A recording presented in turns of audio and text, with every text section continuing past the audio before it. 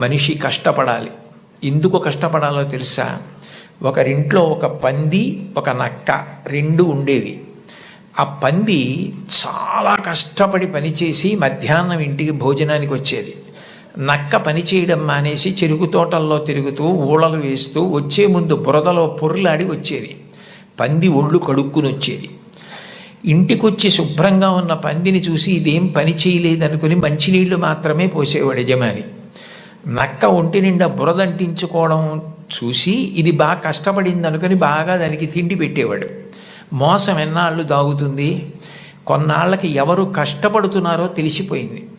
తెలిసిపోయిన తర్వాత నక్కని కొట్టి తరిమేసి పందికి తన పిల్లనిచ్చి పెళ్లి చేసి ఇల్లరికం అల్లుడిగా తెచ్చుకున్నాడు రా, ఇంటి పనివాడు ఇంటల్లుడయ్యాడు రా.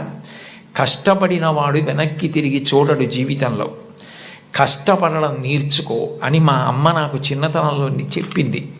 మా అమ్మ చెప్పిన కథ నా జీవితానికి దిశానిర్దేశం చేసింది.